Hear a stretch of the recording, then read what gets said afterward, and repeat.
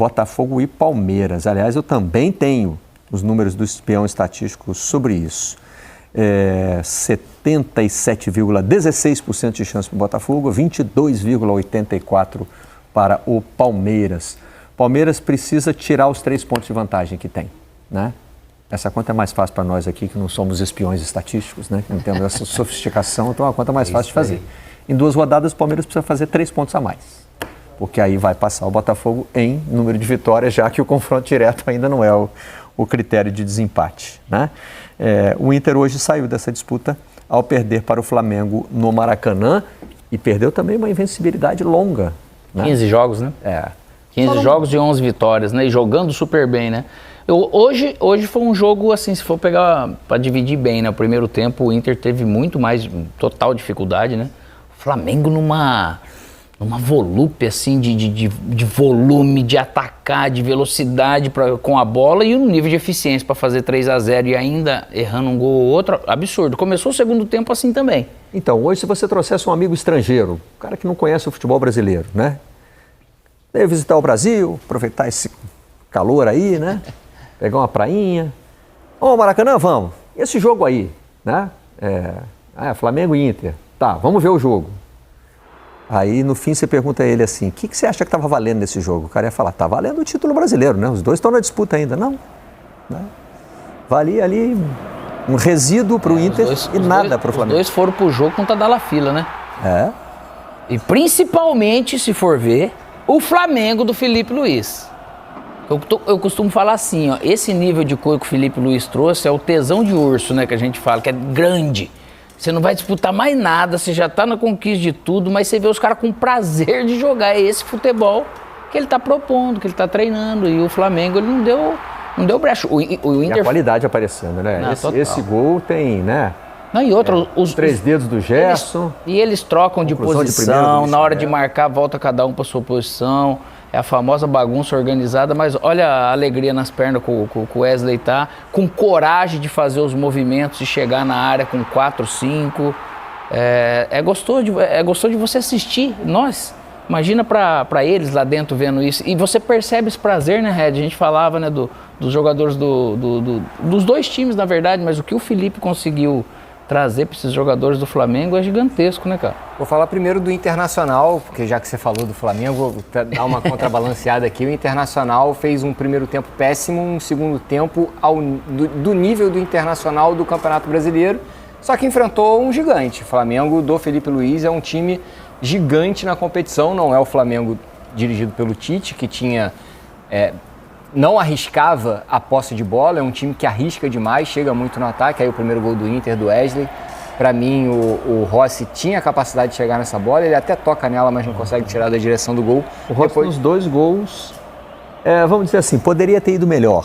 Dizer que ele falhou nos 2 gols, o Wesley também tá ali brigando na artilharia, que ano, né, cara, que tá fazendo, se encaixou super bem. Pois é, e o segundo gol do Inter tem um componente também curiosíssimo, porque o juiz faz o bloqueio no Plata e não permite que o jogador do Flamengo vá ao encontro da bola, e aí na sequência... A discussão depois do gol é muito mais em função disso do que da linha do impedimento, né? Porque o impedimento foi marcado no campo, né? A hora que pegou, não sei se todo mundo acho que vai lembrar, a hora que pega a imagem de cima sem a demarcação das linhas, já deu para perceber. Só que os jogadores do Flamengo... Era Léo Pereira? Do Léo Pereira. Ponta do pé ali já matou. Mas me parece que a discussão era muito mais em função desse posicionamento do juiz, né? Foi só isso. Nenhum jogador do Flamengo discutiu sobre impedimento, até porque o impedimento tinha sido marcado pelo assistente. E depois, até ventilando na transmissão da Rede Globo com o Vilani, o Grafa e o Diego, que a possibilidade do Léo Pereira estar discutindo um empurrão que também não aconteceu. Não era. Foi o juiz que bloqueou ali a ação do Plata e não permitiu que o jogador do Flamengo participasse da jogada, e aí o Internacional recuperou a bola. Aonde o PC acredita que foi normal no caso, assim, né? Ele não julgou como uma infração, como não tem nada a ser marcado nesse caso. Ele falou que nesse caso, se a bola pega nele, tem que parar. Agora, da maneira que foi, ele não viu a infração. Você vem aí. Mas tá certo, tem que pôr ele, né? Deixa eu só vou te falar, foi uma rodada tranquila para ele, hein? Acho que é outro elogio que merece essa reta final de Campeonato Brasileiro. Olha, muito gol, 0 papo de tá entregando, tá botando time reserva para verdade, né? E além de tudo, protagonismo negativo dos árbitros, tranquilo, né? Acho que não tem, assim. E é importante também valorizar mesmo, respeitar, assim, de elogios, porque esses caras tomam tanta pancada, né, meu? Não, eu posso estar deixando escapar alguma coisa, mas nada está me ocorrendo aqui O que eu vi também... fundamental na rodada. O que eu vi foi uma rodada bem tranquila da arbitragem. Esse lance aí quase compromete o resultado, porque o árbitro Ele tem participação direta no lance. Mas esse lance é uma infelicidade, não é? Mais do que um erro. E a gente viu nos melhores momentos do jogo do Bragantino, se não me engano, que também tem uma trombada com o árbitro do jogo. Que ele para. Aí é o que eu não consegui identificar, que eu acho que nos melhores momentos. Eu acho que falando com o PC ele parou. Mas enfim, é ele para explicar a parte da regra, né? Que daí realmente vai ficar melhor. Agora, sobre o Flamengo, só para amarrar aqui tudo, hoje o jogo do Felipe Luiz me chamou muita atenção, muitos traços do que era o sistema ofensivo do Flamengo com o Jorge Jesus. Muito parecido.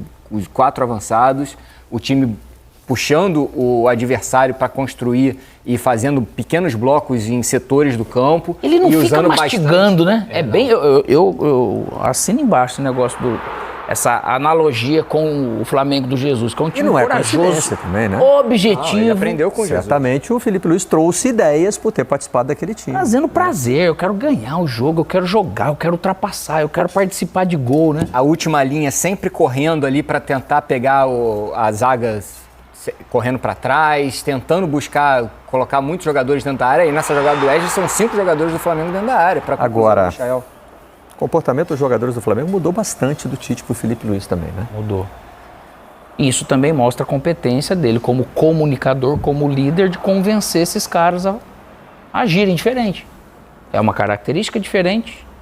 E o líder, ele tem disso, né, cara? Porque às vezes você tem tudo um conteúdo, mas parece que você não tem aquela palavra certa, o jeito certo para convencer o cara a fazer tudo isso que eles estão fazendo com alegria danada. Pareceu até que jogando contra o Inter, que vinha nesses 15 jogos, o Inter no primeiro tempo foi engolidaço, assim, sabe? O Inter não conseguiu andar, né? E o Flamengo indo, cara. E outra, o que o Wesley tá jogando também é um absurdo, né? Absurdo. A gente tava até falando aqui... O Wesley do Flamengo agora, né? O Wesley parece que ele joga... Os dois estão jogando muito. Como diz os gaúchos, parece que ele joga lomba abaixo, né? Ele só tá na descida, né? Tá leve. Eu tava falando com o Alex lá em cima. O primeiro turno, para mim, era certo que o lateral direito do Campeonato Brasileiro era o William do Cruzeiro. Hoje eu preciso explicar para o nosso telespectador lá em cima de onde? Lá em cima, né? Porque a gente está aqui no subsolo, né? A gente fica lá na redação. E a redação é no segundo andar do nosso prédio. Não tinha ninguém voando, não. Mas eu estava convencido que o melhor lateral direito do Campeonato Brasileiro era o William do Cruzeiro. Na votaçãozinha que vai chegar daqui a pouco, eu ia votar no William do Cruzeiro. Hoje já estou achando que é o Wesley. Mas ele caiu junto com o time, né? Caiu junto. Caiu junto. O Matheus Pereira estava lutando para craque do campeonato, já não sei nem mais se entra na minha seleção do campeonato. É hora de pensar nessas coisas também, né? Pois é, tá começando a acabar o campeonato brasileiro. Né? Para quem vai fazer essas votações aí, né? Daqui a pouco entra nesses... Daqui a pouco chega o e-mail. Tá chegando, já. É um exercício gostoso de fazer que sempre inclui alguma aleatoriedade, alguma injustiça que a gente comete, mas enfim. Mas o exercício, às vezes a gente fala de coragem, o Barreto e Raed, e dentro do campo é contagiante para o torcedor. Que a gente falava, o torcedor ele é muito reflexo do que a gente faz. Então esse negócio de você perder jogo e sair aplaudido, e ganhar jogo e sair vaiado, é muito daquilo que você faz dentro de campo. Lógico que tem momentos, tem circunstâncias, mas o que esses dois treinadores, o que esses dois times fazem, você vê que, cara, é uma questão com, lógico, qualidade, você tem material humano para fazer isso, né? Que sem qualidade você acaba não fazendo. Mas eu não fico lá, eu fiz um gol, agora eu vou esperar, né? Eu vou ficar naquele jogo ruim. Com o Flamengo aconteceu uma coisa que está dando toda a pinta de que vai acontecer com o Botafogo agora. O torcedor passa a esperar isso do time. O torcedor já viu isso uma vez. Se o Botafogo viveu uma temporada, né? Faltam 2 rodadas para a gente saber se a temporada vai ser tão mágica para o Botafogo quanto a de 2019 foi para o Flamengo, conquistando Libertadores e Brasileiro no mesmo ano, né? Com um time que dá gosto de ver jogar, com jogadores, né? No auge da forma, com coragem, né? Um time, a gente está falando aqui de um Botafogo, por exemplo, que não botou um volante no lugar de um atacante quando o time ficou com 1 a menos na final da Libertadores, com 1 minuto, né? Então o torcedor começa a comprar essa ideia e meio que começa a cobrar essa ideia também. É isso que eu quero ver dentro de campo. né? E o Flamengo já passou. Se você começa a ficar mais conservador do que isso, o torcedor fala, não. Eu gosto daquele outro lá, daquele outro jeito, mais arrojado, mais, né? O Flamengo não passou já isso pós-Jesus? Por mais que venceu com o Ceni, por não mais é nem que já passou, eu acho que virou isso, entendeu? Não, eu falo assim, passou por tá isso, sempre o Palmeiras. Isso. É. Mesma coisa. Nível de expectativa lá, eu tô brigando por tudo, mas... Quem vive o bom não gosta do médio. Verdade. Perfeito. É verdade. Coisa boa acostuma a gente. Bom, essa é a frase do Freud Raed, né? Vai estar no meu livro. Bom, vamos ouvir os treinadores nas entrevistas coletivas. Estou muito feliz pela vitória, foi um grande jogo. Um adversário à altura, que está brigando pelo título, estava brigando pelo título, mas existe essa comunhão, essa sinergia com a torcida, os jogadores comprometidos durante a semana em todos os treinamentos, fizeram um jogo impecável, seguiram o plano de jogo de maneira perfeita e acho que fomos justos, não tenho certeza que fomos justos vencedores dessa grande partida. O que você acha que pode ser trabalhado para que o Alcaraz melhore e consiga mostrar o futebol que a gente sabe que ele tem? Um jogador que, primeiramente, dá tudo pelo time, né? A gente vê o esforço dele, cada vez que ele erra ou perde uma bola, a gente vê que ele tenta de novo, ele não se esconde do jogo, ele é um cara com muita força e, obviamente, que não está no seu melhor momento, mas é um jogador que dá tudo. E esses jogadores, todo jogador passa por fases boas, fases ruins, fases melhores, de muita confiança, onde até as jogadas que você erra acabam dando certo, e tem fases que você não está no teu melhor momento. Ele não está passando por uma fase horrível, né? Mas ele... Por quê? Porque ele trabalha, porque ele treina muito, porque ele presta atenção nos treinos, ele presta atenção nos vídeos, então ele acaba executando. A execução não está tão fina, mas questão de tempo. A única coisa que eu posso fazer é dar todo o suporte para ele, dar todo tipo de carinho, para que ele possa superar essa fase que não é tão boa para ser o Alcaraz que todo mundo quer que ele seja. Sem pressa, um jogador que assinou um contrato longo com o Flamengo e que tem bastante tempo, precisamos dar apoio e suporte para ele, porque o que a gente pede, a torcida pede é raça, né? Então a raça ele está dando. Depois a qualidade e a finura com a bola, ela vem às vezes mais, às vezes menos, mas a raça está aí e a gente está vendo isso. O que fica para mim foi justamente o segundo tempo, que a gente teve um melhor controle e poderia ter até tido uma sorte melhor, né? Assim como no primeiro tempo, depois do terceiro gol, o Flamengo poderia ter feito o quarto também. Mas o que fica é justamente o orgulho de ver, né, esse time que não se entrega nunca apesar da adversidade. E a tranquilidade passada para eles no intervalo, junto com as orientações estratégicas, foi que gerou a confiança que eles acreditaram até o final que podiam reverter um placar mesmo de 3-0. Então o que fica é muito orgulho, e eu tenho certeza que os torcedores que vieram aqui e que acreditaram nesse sonho junto com a gente, ele sai orgulhoso, em parte, pelo jogo que nós fizemos no segundo tempo, mas sobretudo muito pela campanha toda no Campeonato Brasileiro, que, convenhamos, 16 jogos sem perder, com o ano todo que nós tivemos, é algo que a gente precisa comemorar. Dois treinadores com uma trajetória muito interessante dentro desse Campeonato Brasileiro, né? A do Felipe Luiz mais curta, porque a oportunidade surgiu mais na reta final, né? A do Roger, se a gente pensar na dificuldade que o Juventude teve, né? Para manter uma campanha longe do Z4, depois da saída do Roger, mais o que ele fez com o Inter, né? É uma temporada... Na hora de pensar nas seleções de campeonato, aí o Roger vai botar uma pulga atrás da orelha, né? Sim, mas o problema do Roger é que o Arthur Jorge mudou muito o Botafogo. O Arthur Jorge, campeão da Libertadores e do Brasileiro, é irresistível. A mão já vai lá na direção do xizinho dele lá para votar. Mas o campeonato, os dois campeonatos, né? O campeonato do Roger no Juventude, o campeonato do Roger no Internacional é acima da média. A temporada do Roger é... E eu não sei que posição jogava Arthur Jorge, mas Felipe Luiz e Roger eram laterais esquerdos. Né? Você também, né? Será? Você também já fez uma lateral esquerda que eu me lembro. Muito tempo. Qual foi a transição do Roger mesmo, de zagueiro para lateral esquerdo ou de lateral esquerdo? Lateral para zagueiro. Lateral para zagueiro, né? Ele, Começou como inclusive, lateral e terminou no a carreira Fluminense como zagueiro. fazendo gol. Fazendo gol. Em cima da final da Copa do Brasil, né? E sabe o que é? Além, primeiro de Figueirense, né? Figueirense. O que ajuda muito eles, além da inteligência pro jogo, desde a época que jogava, eles já se preparavam antes de parar de jogar, né?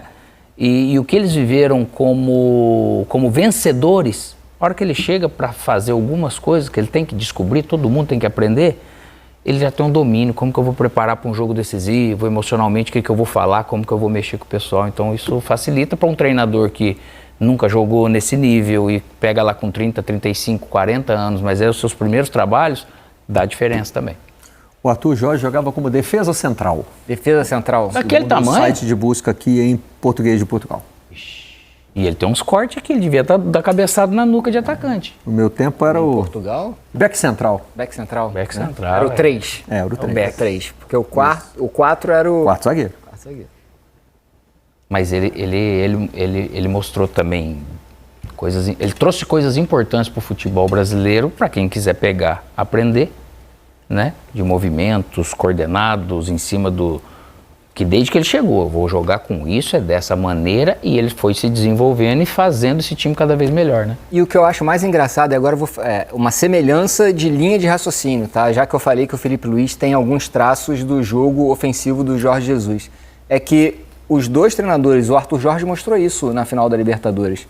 Quando ele foi colocado com um jogador a menos, fecha o miolo do campo com 3 jogadores, faz uma linha de 6 jogadores ali defensiva para não entrar ninguém na área. Então o Atlético ele não conseguia entrar por dentro, porque tinham 3 jogadores aqui fechando o miolo, e não conseguia entrar perto da área do Botafogo, que tinham 6 defensores ali, e quando saía, quando o Botafogo conseguia atacar, atacava pelo corredor central. O Felipe Luiz fez isso contra o Galo na final, fez isso algumas vezes com o Flamengo em desvantagem numérica. Fez contra o Corinthians. Fez contra o Corinthians, e o Arthur Jorge a mesma linha de raciocínio. Ou seja, são dois treinadores que pensam um pouco diferente do que eram mostrados outros treinadores no futebol brasileiro quando ficavam com o jogador a menos, que era tentar fechar os lados do campo. Eles não, eles fecham o corredor central, principalmente ali a tal da Zona 14. A Zona 14 é ali onde ficava a meia-lua da grande área, que dizem os estudos que é a maior incidência de gols